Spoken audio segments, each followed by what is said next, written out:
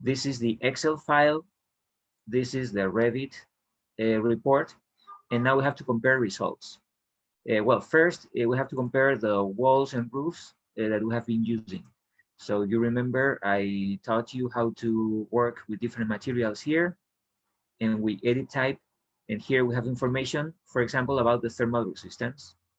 Okay, so remember that to change materials, you have to edit here.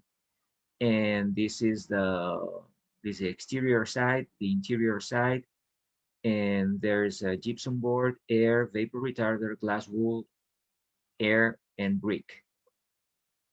And this is inside and this is outside: gypsum, air, vapor barrier or vapor retarder, glass wool, air, and brick. Okay, so we have the same layers, the same thickness, although I think we changed the thickness because it depends on the properties.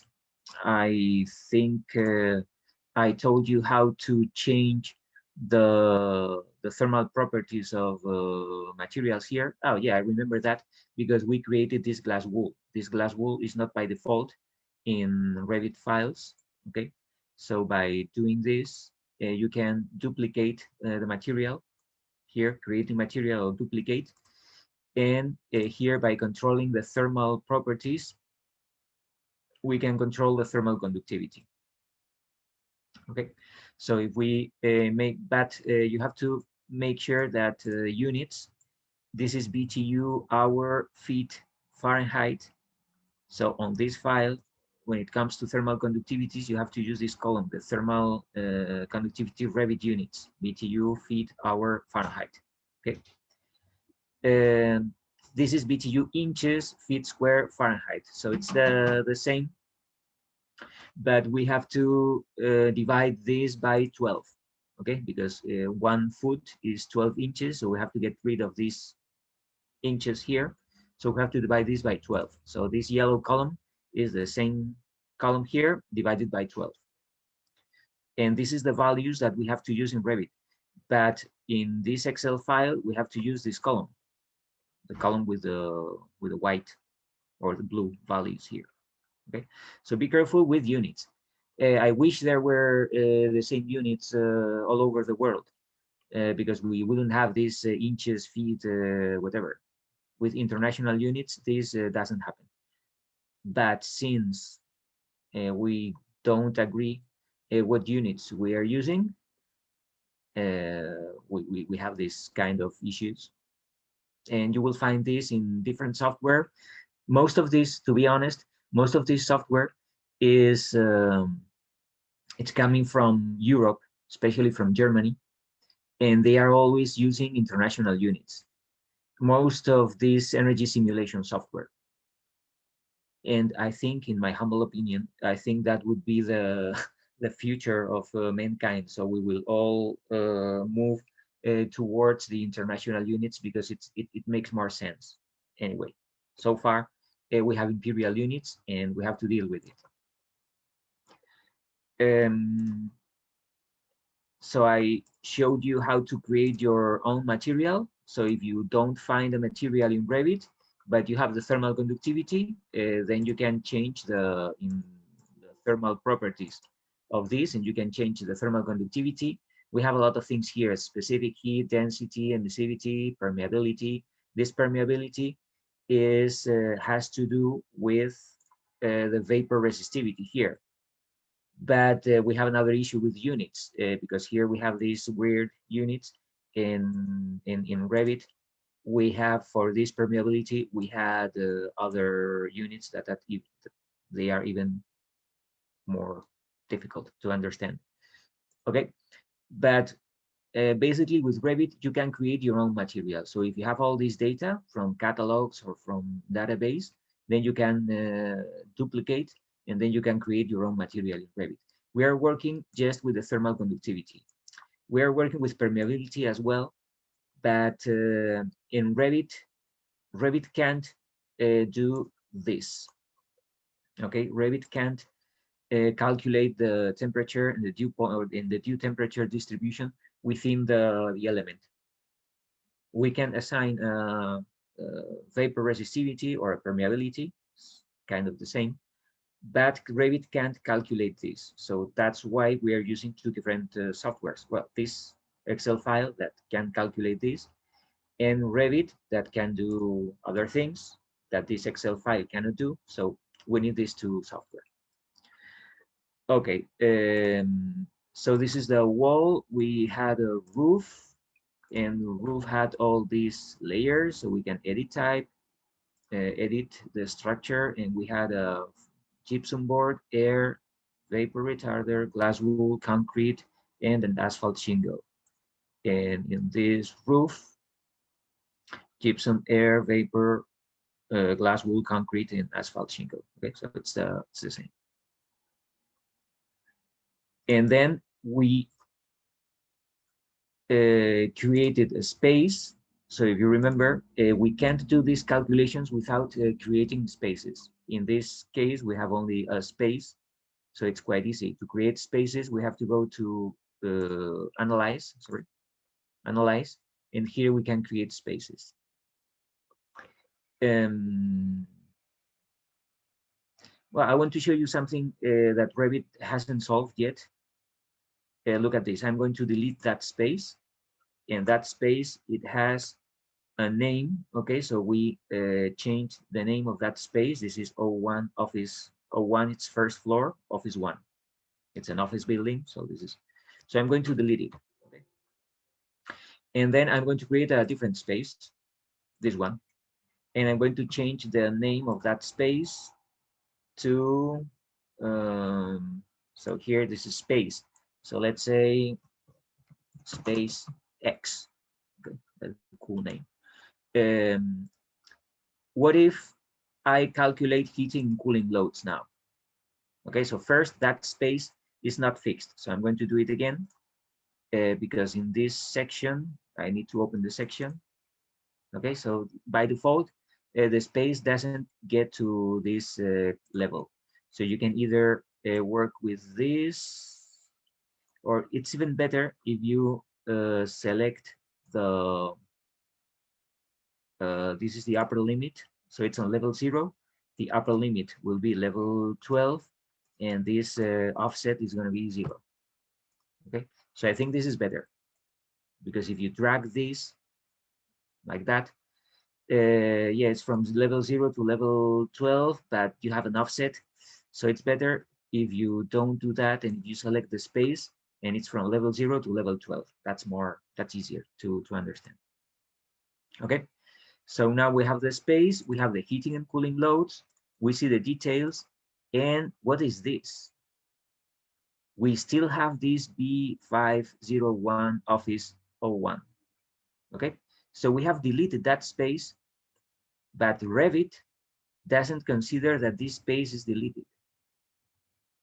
I think, in my opinion, this is a mistake in Revit. So why? Because if I have deleted this, what's the point of having this here? And we have a warning. So there is only one way to get rid of this warning, because we have already deleted that space. It's not there. So what can we do? We have to go to schedules. So schedules is in this item.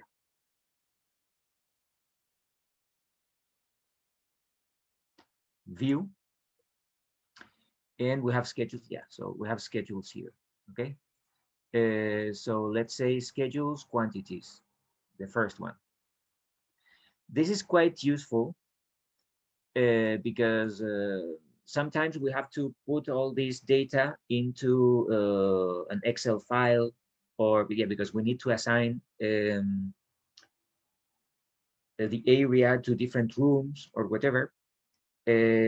So that's why working with schedules, it's useful, and that's the only way to get rid of spaces that we don't want to appear. Spaces are in the mechanical template. Why? Well, it makes sense because we use spaces to design heating and cooling loads, and those are associated to the mechanical, yeah, the building systems. So we don't have spaces in architecture. So if you select only architecture, you won't find spaces here. So you need to click on mechanical, and here you have spaces, okay?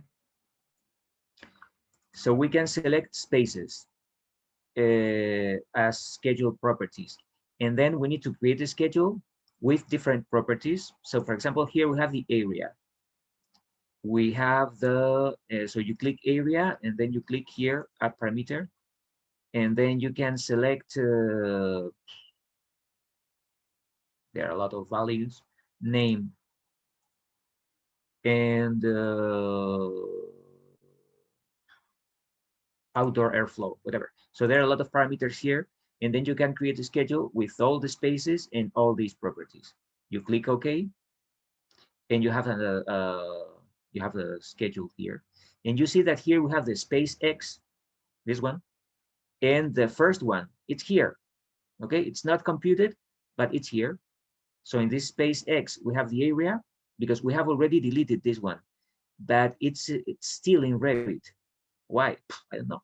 It shouldn't be. But if we want to delete it, we have to delete delete row. Okay, so select this one, right click, delete row, and now you don't have that space. And if you go to the analyze heating and cooling loads, details, so here that's fine because we don't have the other one. We have already deleted it. But be careful because if we want to delete a space, we have to create a schedule and then we have to delete it. Okay, so we can only get rid for good of that space if we create the schedule and then we right click and we delete it. Be careful because I'm sure that this building is very simple because there is only one space. But if you are creating a building with different spaces, different floors, you will get a lot of warnings, and having warnings, it's not good because you don't know if the warning is because there's a space that doesn't exist, or some of the of other spaces are not getting from the floor to the roof. So we have to be careful with that. Okay. So I'm going to get rid of the space schedule, and I'm not going to name this one as space X. So let's say space 01 office 1. Okay, first floor for office number 1. And then we create the heating and cooling load. I told you that there are a lot of information here. So far, we are going to, this is a building type. Here we can change all the building types. You see that there are a lot of building types. We're going to work with an office building in Boston. You can change the location, but by default, we have Boston. Okay. It has to be new construction. We have new or existing. So select new construction because with existing, it doesn't work. I don't know why. And then we have the building envelope. Here we can select the building systems, and we have a lot of opportunities or a lot of options here. Okay, so we are going to select this by default. I'll show you how to work with this and how to select the right building system. The schematic type, even if you don't select the, or if you don't change the walls here, you can select all of these. Okay, so here we have, it's overwhelming, the options that we have here. Okay, but let's say cancel, because here in schematic types, if you select building, it computes or calculates the parameters that you have selected in your wall and roof. Okay, otherwise you can select one of those. So we have roofs. If we click here, we override. Okay, if we don't click here, we calculate the roofs and walls that we have already created. I recommend you do that. So don't use this option. So let's keep this as a building. And then the building infiltration class. Okay, that's interesting. And today we're going to work to talk about this. We have none. That means that the building has no infiltration. This is almost impossible because buildings can be tight, but it's impossible that we don't have any infiltration. Um, so none, it's not an option. We're going to use this now because we're not talking about infiltration. We're just calculating heating loads, and when we want to compare the walls and the roof heating loads. Okay. Um, I think in a few minutes we will work with building infiltration, but for this first load report, we are considering none. And then the report type, we have detailed or simple. So let's select detailed because here we have a lot of a lot of information. In details, you can select the space, and here we have, I think here we can select again this. So we have, and this is the information about the occupancy, okay? And here we can control the number of people. Again, we are not doing this now, and we can control the electrical loads, the lighting. Okay, so there are default values.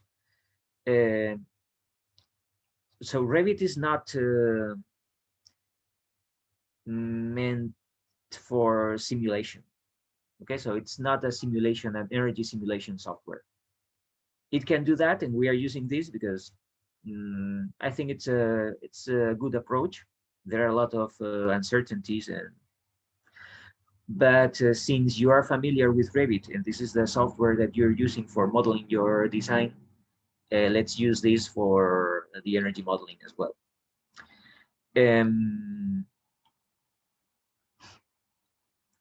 But we can use other different softwares to create more advanced energy or building simulations. Okay. Anyway, we're going to use this and we're going to calculate. Okay. So I will get rid of this report too. And this is what we have done today. Okay. So we have a project summary. You can change your address, the coordinates, latitude and longitude. So by default, we're in Boston, so they should be Boston. But this is important because depending on where we are, we have a summer dry bulb and a winter dry bulb. Okay, so these are the figures that Revit is using to calculate the heating loads. Why? Because we're in Boston. Can we change that? If we change location in Revit, we will change this. But remember that we have to change this in our Excel file because Revit is using, in winter, is using 8 Fahrenheit. So remember that here we placed 8 Fahrenheit. What is the indoor temperature? It's not, it has to be between 70 and 72, 73, okay? So I don't know the indoor temperature that Revit is using, and this can be one of the reasons because the results are not exactly the same. But I don't find in building summary, I don't find the indoor temperature, but it's something between 70 and 73. Okay, so it's not a big deal. But the outdoor temperature, sorry? Would the summer wet bulb be the indoor temperature? Though summer wet bulb is Zach. Summer wet bulb. I always appreciate questions, but okay, let's go to fly, carpet, whatever. If we are, if you know the psychrometric chart, we have English, reset, submit. Okay, so here we always have the dry bulb temperature and the wet bulb temperature. So the dry bulb temperature is the temperature that we have in a thermometer that it's dry, and the wet bulb temperature is a thermometer that is well wet. So bulb temperature. Okay, so this is the wet bulb temperature. You see. So this is the dry bulb. So we have this thermometer, it's old-fashioned. Now we have digital thermometers, but okay, this is the traditional one. We have this, and the wet bulb temperature, it means that is wet, so it's soaked. So we wrap this bulb with something wet, okay, so that will mark the wet bulb temperature. And as you see, the dry bulb is always higher than the wet bulb. Okay, but the wet bulb is something different. It doesn't have to, so it doesn't have to do with indoor and outdoor temperature. No, we have a wet bulb temperature for this. So look at this. We have inside 70. I have to click here, and the relative humidity is 50. Okay, so this is in these are indoor conditions. We submit, and the dry bulb temperature is 70, and the wet bulb temperature is 58. Wet bulb, it's always slightly lower. Well, it's lower than the dry bulb. But if we use 8 Fahrenheit, okay, this is outdoor temperature, and 50, we submit. Here we do have the wet bulb temperature, which is 5. Okay, what is the wet bulb temperature here?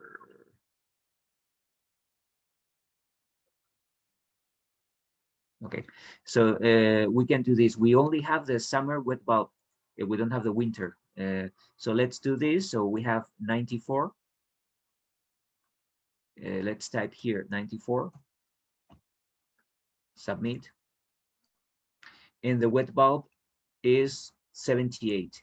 Here the wet bulb is 77. Yeah, so it makes sense. Okay, but this is the wet bulb temperature. It's not indoor and outdoor. So it's these are outdoor conditions, 94 Fahrenheit. This is the dry bulb, and this is the outdoor condition, wet bulb temperature. Okay, we don't have this information in winter. Well, we should, but we don't have this information in Revit. Okay, so be careful with these concepts because we will use the wet bulb temperature. Does someone remember why we wanted the wet bulb temperature? So what we, you remember what we calculated with the wet bulb temperature? Any of you? Does that help with like the dew point? Yeah. It has to do with the dew point, yes, but we used the wet bulb temperature specifically to calculate specific magnitude. What was this magnitude? Is it like the enthalpy or something? Enthalpy. Well, everything is related, but no, we used the wet bulb temperature to calculate the this is the ventilation load, the sensible ventilation load, and the latent ventilation load. Okay, so here we used indoor wet bulb and outdoor wet bulb temperature. Okay, so yeah, this has to do with the enthalpy, it has to do with the dew point, but here we had the sensible and latent ventilation loads.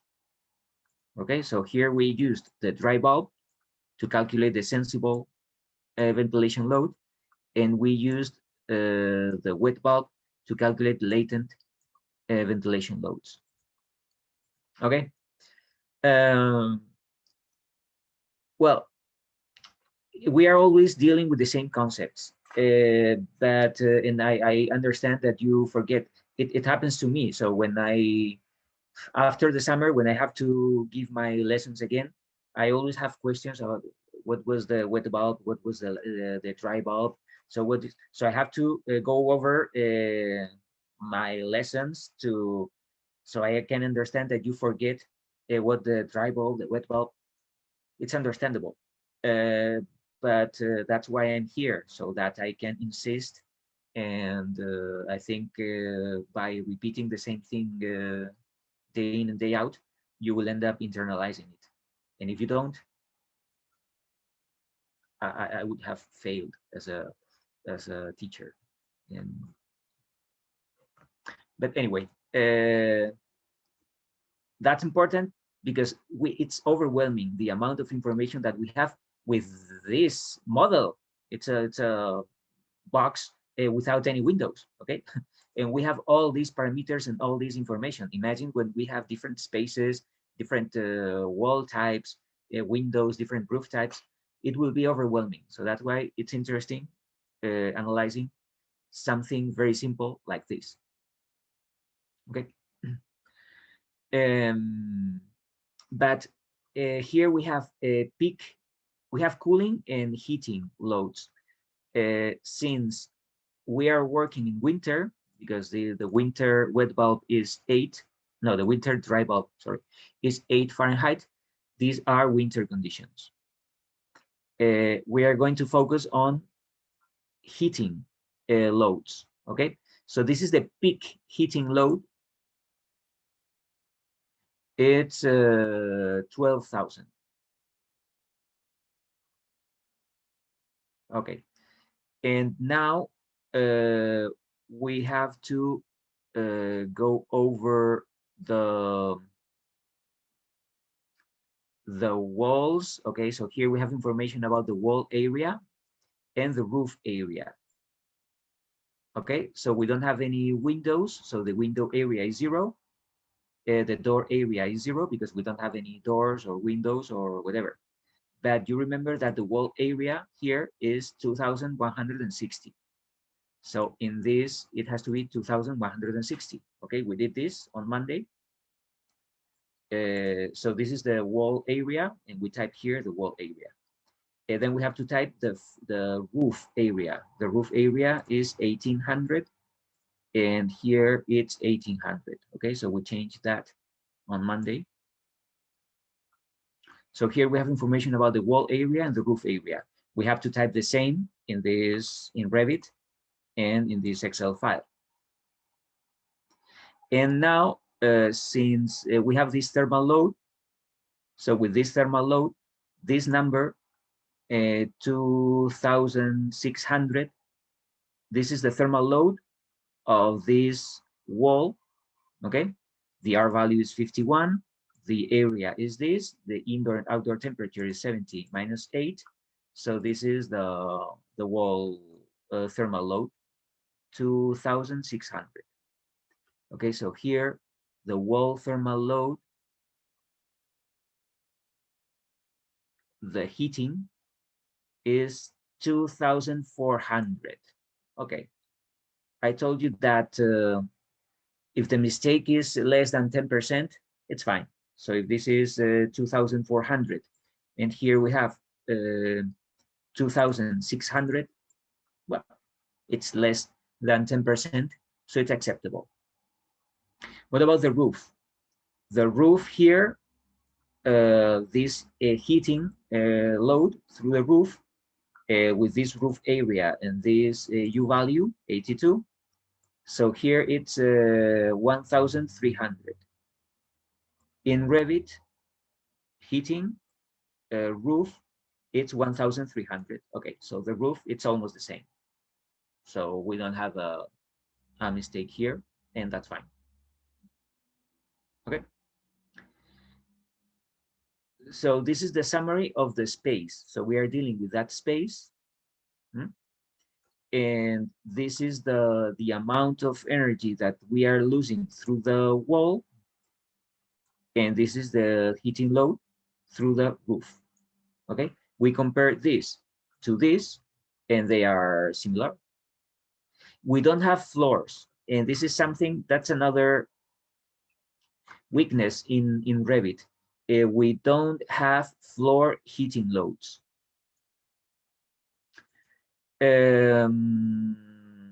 I explained you why we don't have floor heating loads in Revit. It's because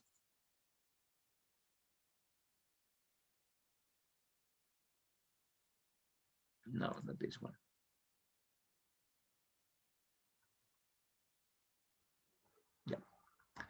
It's because of this. Okay, so if we are in the heating season in winter, we lose a lot of energy through roofs and walls, and we don't lose energy through the soil or through the floor. So Revit considers that if this soil or this floor is well insulated, the heating loads through the floor are, yeah, we can consider that we don't have any heating loads through the floor. I don't like that, so I don't agree with this option. Okay, but it's true. So if you place a good thermal insulation here, yeah, we can say that the amount of heat that we will have here is not as much as the heat that we lose from through the roof or through the walls. But it's not zero. And Revit doesn't consider floors here. I don't know why. But we have walls, windows, door, roof, skylight, partition, infiltration, lighting, whatever. So this is interesting. Infiltration is zero. Okay. Either in summer, this is cooling and this is heating. So we don't have any infiltration. Why? Because in this heating cooling load analysis, we have selected that infiltration class is none, is zero. Okay. We are doing this because we just want to compare walls and roofs. Let's move. So this is report one. Let's do something a little bit more advanced. And we are going to include windows now. Okay. We know that we have architecture and we have windows. Well, for the sake of the design, I don't want this window. I want something a little, what is the level? Okay, so it's level 0 and level 12. So we are going to create windows from the floor to the roof. So we select window, we edit type, we duplicate, and I'm going to create a window like this, a fixed window, 12 feet by 12 feet. Okay, and then the height is 12, the width is 12, and the sill, the default sill height, it's 0 because I want the sill is the difference between the floor level and the lower level of window. So if we want the window to start right on the floor, so this sill has to be 0. So I click OK, and you see that now this window, it's okay. So following Passive House recommendations, we are going to open windows, big windows to the south and small windows to the north. Okay, so on this level, this is south, this is north. And let's open, or let's copy this window 1, 2, 3, and 4. Okay, so we have big openings here to the south, and to the north, we are going to use small openings. So I'm going to create another window type. So I can select this one, edit type, and I'm going to create width. So it's from 0 to 12, so it's 12 feet high, and the width, let's say 2. Okay, so it's a narrow window, 2 by 12. Duplicate. So that would be 2 by 12. 2 by 12. And okay. Well, yep. I duplicated too late. Okay, so we have to select the window. We have to edit type, and first we have to duplicate. So let's say 2 feet times 12 feet. We do this, and now we can change the width. Okay, if you duplicate afterwards, it doesn't work. Okay, so now these windows are like this, and we can place this narrow window here.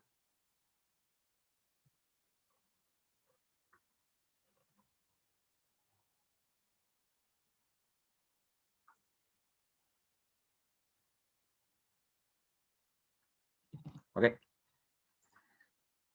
So that always works. Okay, so if you're having different windows in the north side than in the south side, it works. And if you look at, we always look at the TDS.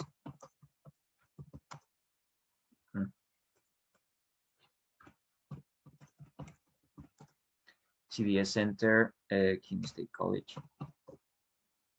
Okay. Well, this is not a good, because this is the north facade, and even in the north, we have curtain walls here. But imagine that this curtain wall doesn't exist.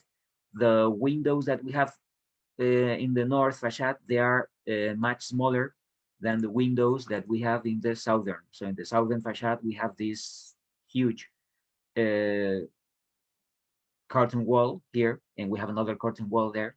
So, well, it can be better. I mean, it could be better, but we are following this rule of thumb that we have to open, if we are in a cold country, we have to open huge openings to the south and small openings to the north. Okay.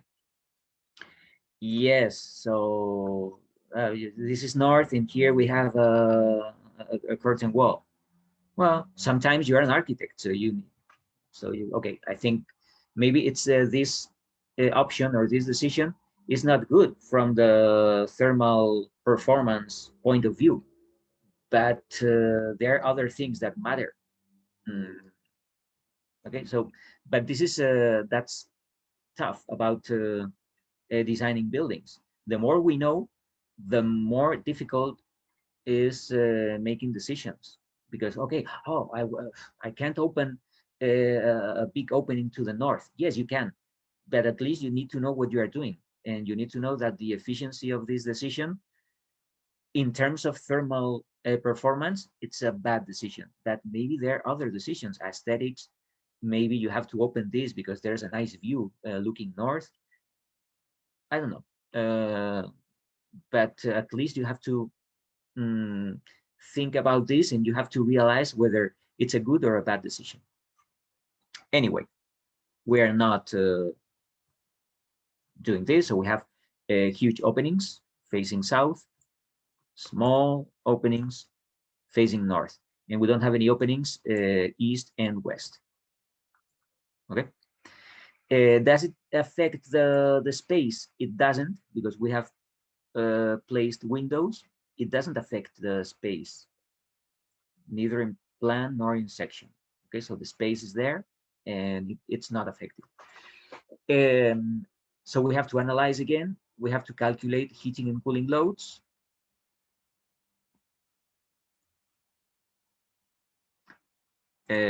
Just check that we don't have any warnings here. And now we have to calculate. We have the same space, but now we have windows. So let's calculate. Okay, and now we have to compare. We have report 1, report 2. So I'm going to open report 1. So remember, this is the first one without windows. Look at these numbers. Peak cooling load, 22,000. Peak heating load, 12.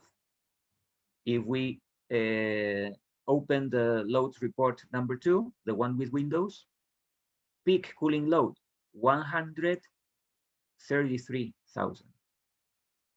Peak heating load, 39,000. Okay, so we have multiplied the heating loads times 4, 3 or 4. Okay, well, opening windows.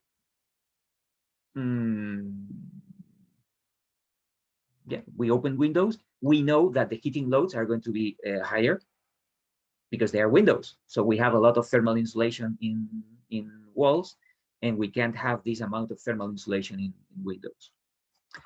But what kind of window have we selected? Okay, so this is what we have to find out now, because we placed windows. Okay, so we have this. And we can select the material of the frames, and we can select the glass itself. So let's edit type to see what we have done. Okay, so we have selected the default material. And what is the default material? It's this 1/8 inch Pilkington single glazing. Okay, so 1/8 inch is the thickness of the glass. It's single glazing. It's not even double glazing. Okay, so by default in Revit we have single glazing, and we have Pilkington. So I think this company, it's named after Mr. Pilkington, and it's a glass company. Why do we have this? Maybe, well, maybe because Pilkington, Mr. Pilkington, or that company is paying Autodesk to upload by default their products. Okay, so, and that makes sense because what glass am I advising? Pilkington. Why? Because it's in my default Revit files. I don't have to go and look for catalogs on the internet, whatever. So I have these values here. Anyway, a single glazing is not acceptable. So we have to click here and look at this. Again, it's overwhelming all this. Okay, the amount of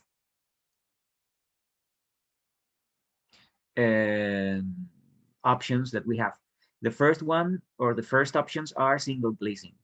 We don't have to use this. Now we have double glazing. Okay, that's much better. And finally, I have triple glazing. Okay, so we have this low E triple glazing. And now that's another question. So you can answer that question. What does it mean low E? What does it mean low E? Low emissivity. Low emissivity. Is it something good or bad? I think in cold climates it's a good thing, correct? Because it um does it allow more heat into the building? Yes, in cold climates, we have to look for low emissivity coatings. This is a coating. A coating is a very thin layer, it's transparent, but it retains heat inside the building. Okay, so when we are in a cold climate, the heat in winter tends to go out. So a low emissivity retains the heat inside the building.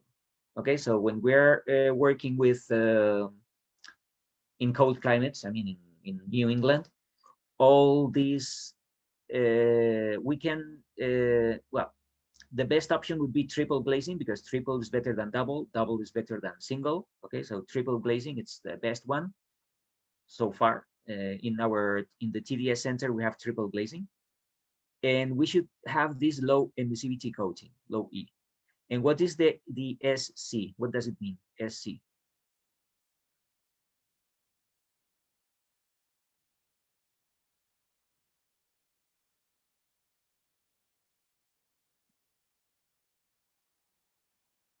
No one?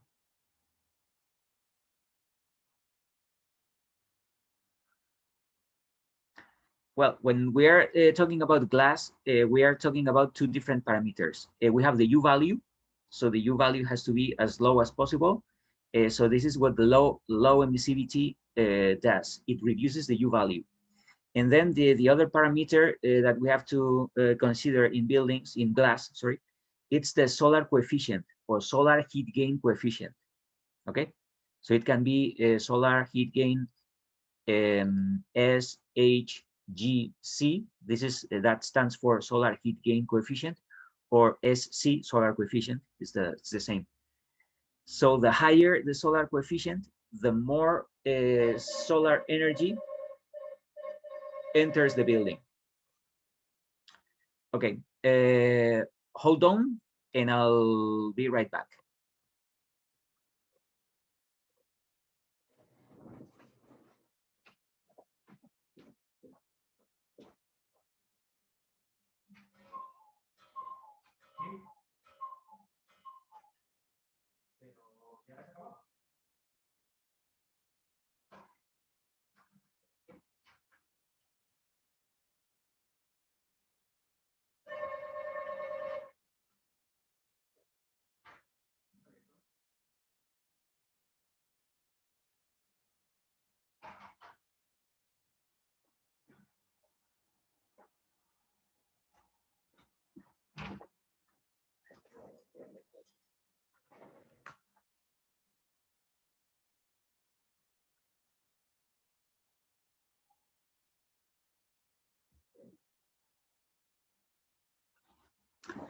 Okay. So are you still there? Yep. Okay, great. Yeah. So again, I was talking about glass. Single glazing is not acceptable. If we are in a cold country, we have to use low emissivity triple glazing. And then the solar coefficient, I don't know if this is the amount of solar energy that enters the building. So the higher, the better. Okay, so 0.65 is better than 0.2. But again, if we are in the country with hot climates, 0.6 would be too high. But in New England, I would use this one. Okay, so triple glazing for sure, low emissivity. This is good for winter, and a high. This enhances the natural light. Okay, and well, we don't have issues with hot summers in New England. At least it's not as hot as in United Arab Emirates. So I would use either 0.5 or 0.65. So let's use this one. Okay, so now we have selected a new glazing. We apply, we click. I haven't duplicated that because I don't want to duplicate. So I don't want a single glazing here. So I don't duplicate. And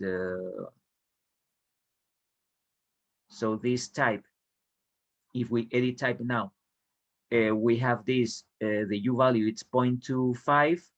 The solar heat gain coefficient is 0.62, okay? And it's a low emissivity triple glazing, like this one. I have to do the same with this glass here, okay? So I have to edit type. Now, by default, we have this Pilkington, whatever. So I have to go select double, triple, low emissivity, and 0.65. Apply, and okay. Okay. So now all my windows are high quality windows. We don't see the difference between single glazing or double glazing or triple glazing in Revit. But if I click here and I edit type, at least here we make sure that we have a low emissivity and triple glazing. How does affect the thermal performance? Let's find out. So we have the heating and cooling loads, and we calculate again. And this is load report 3. Okay, so we have load report 1. This is the first one without any windows. So let's focus on this peak heating load. It was 12,000. Loads report 2, peak heating load 39,000. This is with the Pilkington single glazing. So we have a lot of heating loads through the glass. What about the one with a triple glazing? So the peak heating load is 22. Okay, so it's better than this. That was 39 with the single glazing. It can't be as good as a house or as a building without windows, but we need windows. Okay, so if we need windows, at least we need to select the best window so that the heating loads are getting better. Okay, and now if we look at this, we break down the heating components by wall, window, and roof. Okay, so the wall, it was this. The window, it's higher than walls or roofs, because in windows, yeah, triple glazing, it's good compared to a single one. But the thermal insulation of a wall, of a passive house wall or a passive house roof, doesn't have anything to do with a triple window. So that's why the heating loads through windows, this is 10,000, and through walls and roofs, it's 1,000 something. Okay, and this is the percentage. we are losing the 77% of our heat or energy through the windows. Okay, so that's why windows are relevant when we are opening windows in buildings. We need windows, we need natural light. People like big windows, but in terms of energy efficiency, they consume a lot of energy. Okay, so I don't mean, please do not misunderstand me. I do not mean that you don't have to open windows or you have to open only small windows.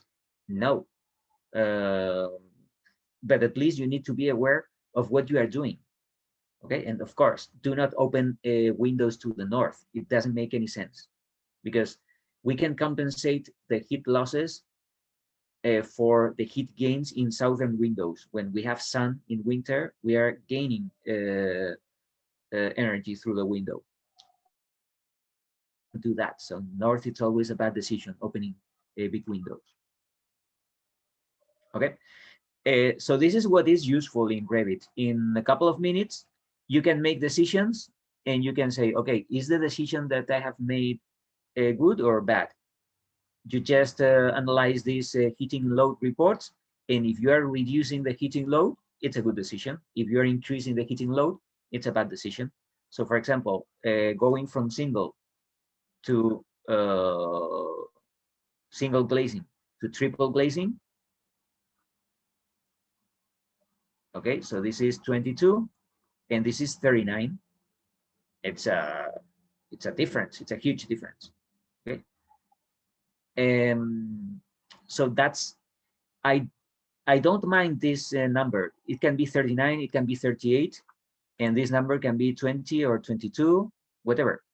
But what really matters is the difference. Okay, the same building, the same option with this glass, it's 39. The same building with a different glass is 22. So this is what matters. Now, it would be great if we can do this with our Excel file and we can get the same number as we did for walls or roofs. Okay. And this is new in this Excel file. We have this Windows tab here. So with Windows, we have north, south, east, and west. We have different elevations. And here we have the U value, the area, and the solar heat gain coefficient. Okay, so we have all this information. If we don't have any windows facing east and west, so we type here the area of the window 0, and that's fine. But we have windows facing north, and we have southern windows. So now we have to type, well, we have to type the U value, the area, and the solar heat gain coefficient. So let's do this. If we open this, we select this window, we edit type. Here we have the U value, the heat transfer coefficient, U value. Okay, and it's 0.256 BTU hour feet square Fahrenheit. Okay, so the heat transfer coefficient, the U value, it's 0.256. So I can type here 0.256, and the south 0.256. It rounds up to 6. Okay, that's fine. So this is the U value. What is the solar heat gain coefficient? The solar heat gain coefficient is here, solar heat gain coefficient, it's 0.62. We selected 0.65. Well, in really it's 0.62. Okay, so we have to type here 0.62, and here 0.62. In east and west, it doesn't matter because we don't have windows there. Okay, and now we have, what is the area? The area of the northern windows and southern windows. Okay, so we have to find out in Revit. If we do we have in loads report the area of windows? We do, but look at this. We have the window area 672. Okay, And we have the wall area, this. But that's another mistake in Revit, or a mistake, something that I don't understand, because it doesn't subtract the area of the windows from the area of the walls. Okay, so for Revit, the wall area is the envelope, the wall envelope. And now we have the window area. But if you look at report 1,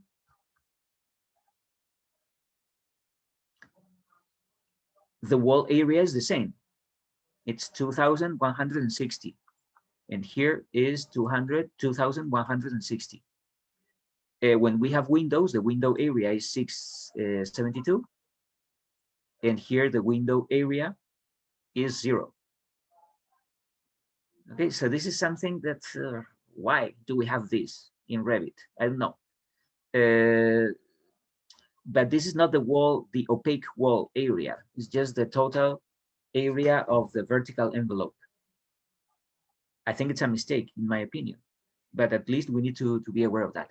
So what is the total area of windows? We do have the area of that window. Well, we do have the area of that window because we know the width and the height. Okay, so it's 12 by 12 feet. That's the area. So if we have 4 windows like this, 1, 2, 3, 4. So 4 times 12 by 12, it's 576. So the southern windows, the area is 576 square feet. What is the area of the northern windows? We select one. We know that this is 2 by 12. Okay, and there are 4 windows. So it's 4 times 2 times 12. It's 96.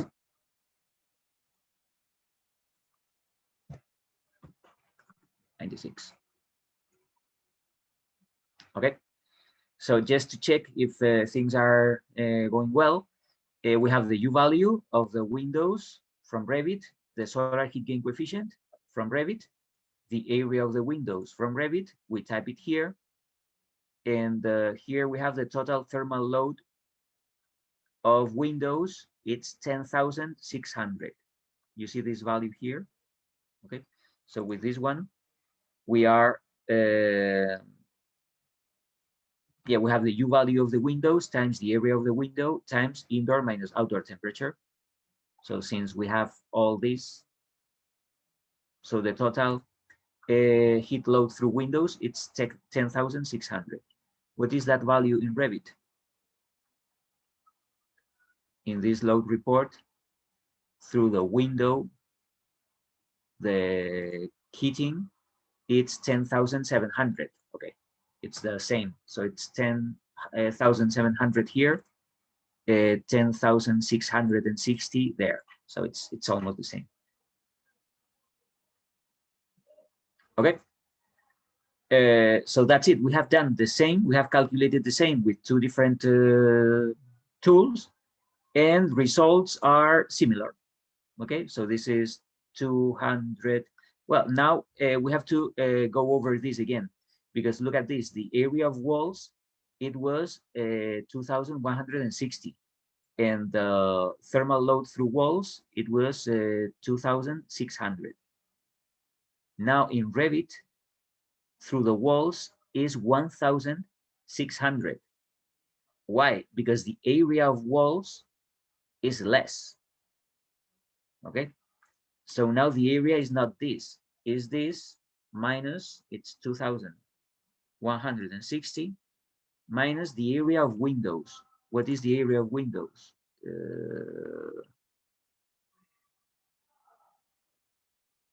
What is the area of windows?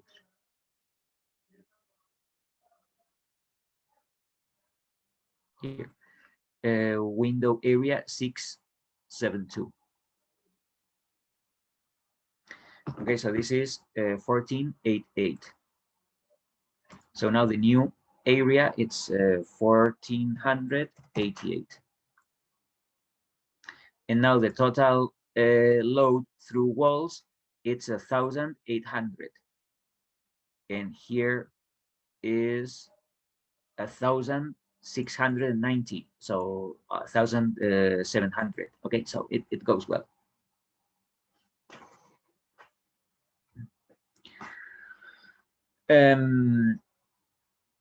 I know that you will be working in Revit. Okay, so when you are working in Revit, you can do that, and you're not working with this anymore. I think if you start doing these kind of things, it's good doing it with two different tools so that we can compare and you can understand, oh, I have to subtract the area of the windows from the area of the walls. Oh, I have to change the U value of this and the solar heat gain coefficient. Okay, by using this tool, I think it's easier because you have to type what you need. With Revit, you don't type anything. You just draw, calculate, and plop, you have this report. Okay. But it's quite easy. Making mistakes in Revit, it's quite easy. Why? Because if we forget to change the glass, the triple glazing, so that's why modeling, it's easy. That analyzing things, it's difficult. So if we look at this, the first thing that catches the eye is, okay, it's a window. It's 10,000. And through the wall and roof, it's 1,000, 1,000. So if I want to reduce this thermal energy, what can I do? Can I increase the thermal insulation of the wall? It doesn't make any sense because it meets the passive house standards. Can I improve the quality of the window more than a triple glazing with low emissivity? It's impossible. So you won't find anything better in the market. So if you want to decrease this, what would you do? You only have to reduce the area of windows. But I like huge windows. Yeah, I like huge windows too, but is it necessary? So do we need those windows here? What if I delete this one and that one? Is it good? I mean, is it acceptable having these two windows instead of four? Let's find out. We have the heating load again, calculate. And in this report, it was 10,000. Now it's only 6,000. Okay. And now we have to make decisions. Do I like this? No. The windows are not negotiable because we have a nice view here and I want to open these windows to the south. So it's not negotiable. Okay, so your client will be consuming 10,000 BTU hours. Now we have to calculate the money because a BTU hour, we don't know what a BTU hour, we know what the dollar is. So we have to calculate how much we are spending on energy. So in terms of energy, we have 10,000 against 6,000. So this is almost double. Okay, so what is it in dollars? So we will find out that again. But I mean, there are a lot of parameters and a lot of decisions that you can make. It's not just, okay, so small windows and that's good. Yeah, that's good. But what if our client wants huge windows because we have a waterfront and we want to open the house to the, okay, so, but you have to talk to the client and say, okay, you can do this. You will end up paying $700 a month.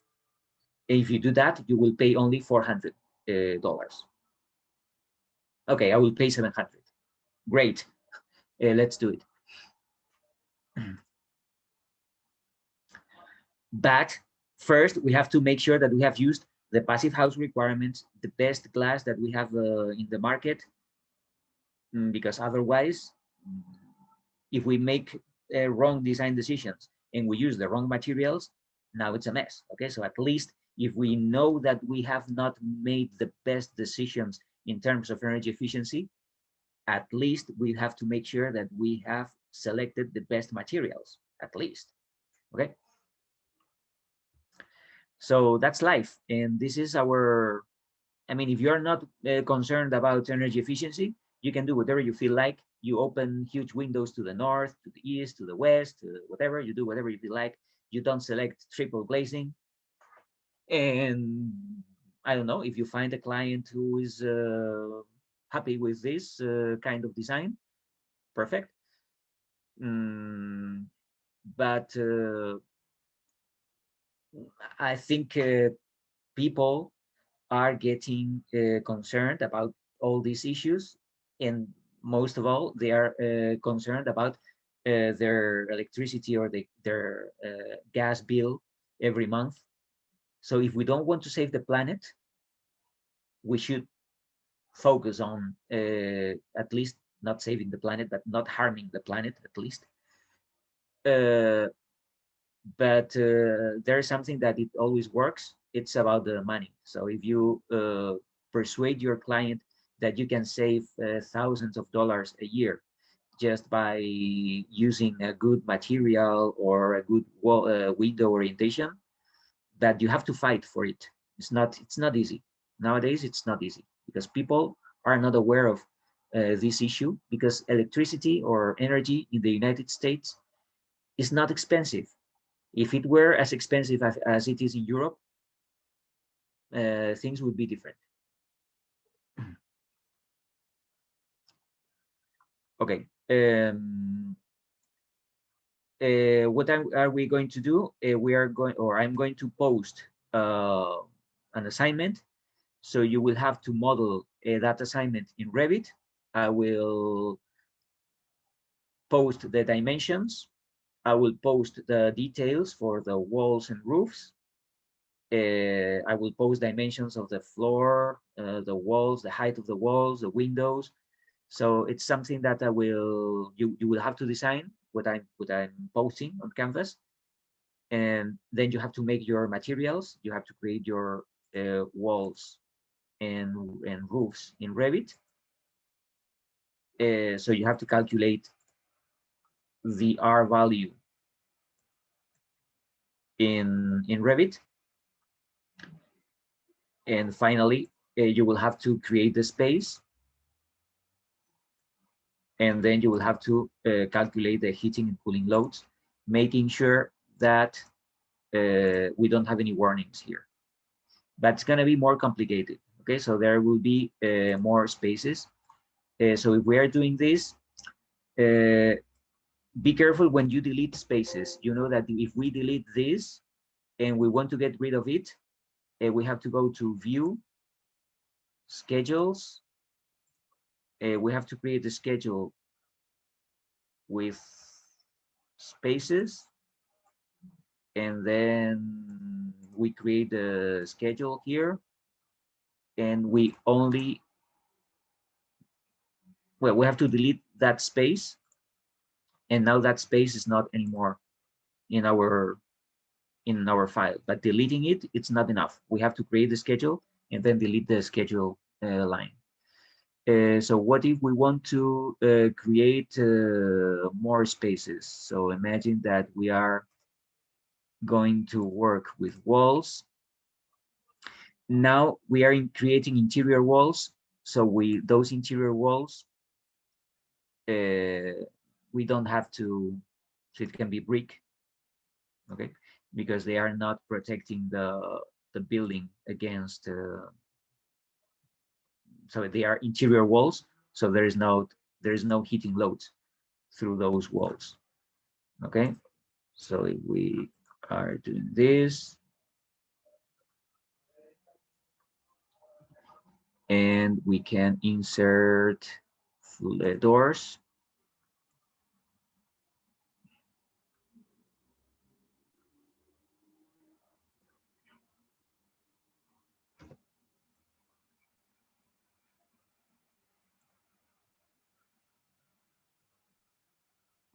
Okay. And now we have to create spaces. So we go to analyze. Well, first, let me see what I have done. Yeah. So we have to attach these walls to the roof. Here we go. And now we have to create on level 0, we have to create spaces. And now get used to if we create that space. So let's copy, or let's change the name. So this now it makes sense because it's first floor, office 1. Okay, so now we can create the second space, the third, and the fourth. And now change the name. So this is the first floor office 1. Let's copy this. And now we can make this first floor office 2. That one would be first floor office 3. And that one first floor office 4. Okay. What about the section? Yeah, be careful because this usually happens. The space is not connected, so we can select this, and the upper limit can be level 12 and no offset. So we can select all the spaces. So the upper limit is level 12 and the offset is 0. And then in the section, that's working well. But you have to make sure that we can select this, or we have to check that this is well done, because if it's not, we will have issues working with this. And now we have that final space. So that one can be, if this is it's the first floor, but it's not an office, so this can be a lobby.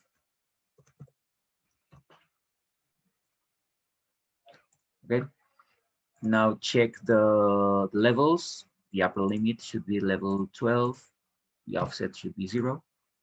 And now on that section, yeah, it works well.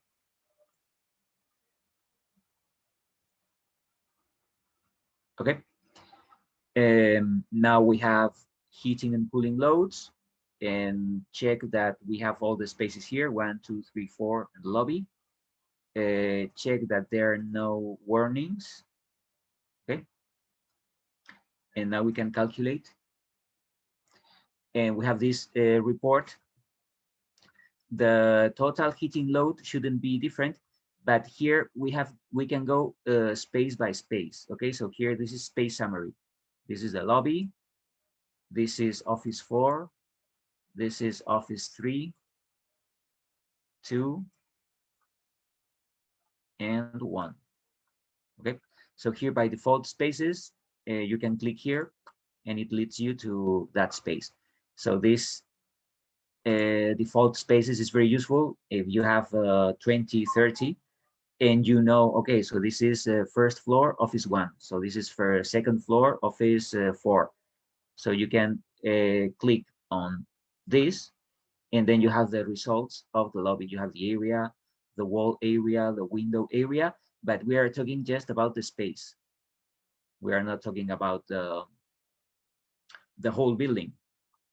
And here we have the heating loads through the wall, through the window, through the roof. Okay, but considering different spaces.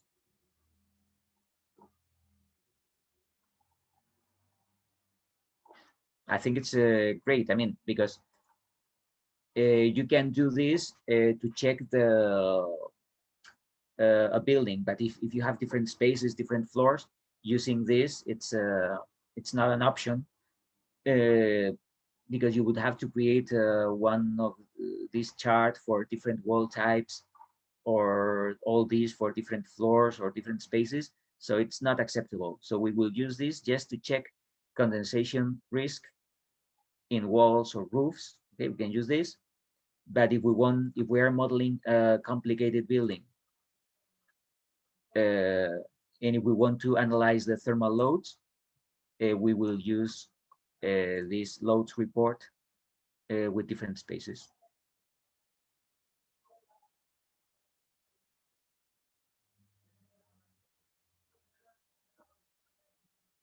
Any questions so far?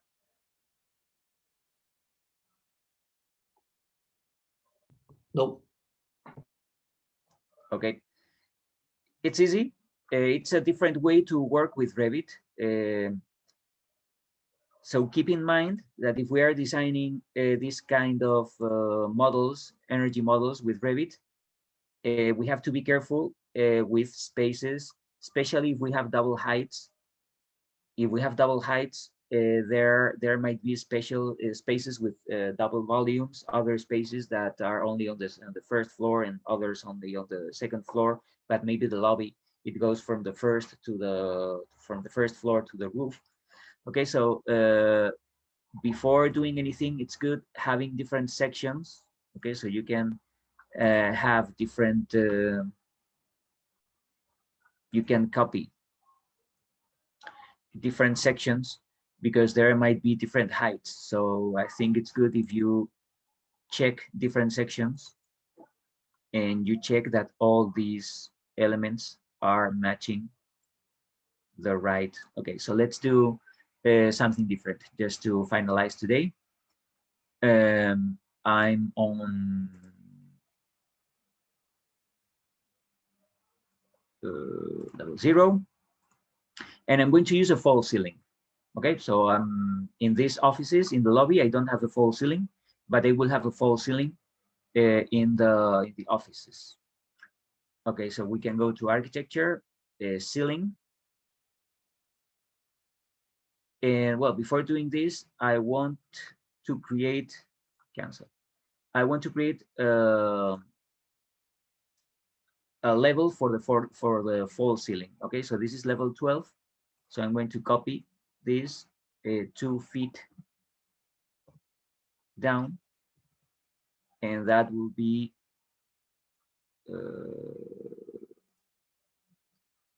level 10.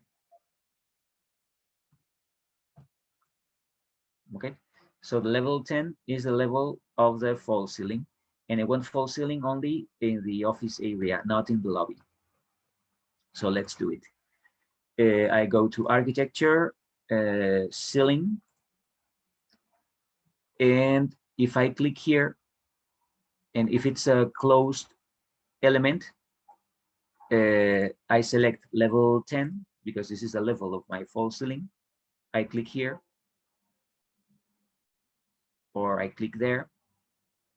Again, level 10, click here. So in the section, you see, okay, so on this section, you see that we have a false ceiling here. Usually the space, it's not up to the roof because this is something that we don't have a heating system here in this false ceiling. Doesn't make any sense. So the space with a heating or cooling system is just this. So as of this point, we don't have a heating system. So the space in this case, the upper limit is not level 12, it's level 10 now. And for this one, the space is level 10. Okay, so through this section 1, we have a false ceiling, and the space goes from the floor to the false ceiling. If I'm looking at the section 2, look at this. In section 2, I don't have a false ceiling in this office because section 2 is here. This is section 1, and this is section 2. And I created only the false ceiling here and there. Okay, so I don't have false ceiling here and here. And then the spaces are different. So that's why it's good having different sections so that we can check if the spaces are correct or not. Okay, so here the space goes from level 0 to level 10, and here the space goes from level 0 to level 12, because we have a false ceiling here and we don't have a false ceiling there.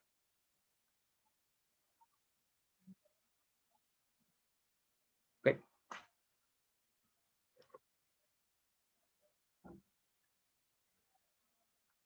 So I'm going to upload a proposal so that you can create, it's not going to be a complicated building, it's going to be a rectangle, but with different windows and different facades, with partitions, with different levels, okay? And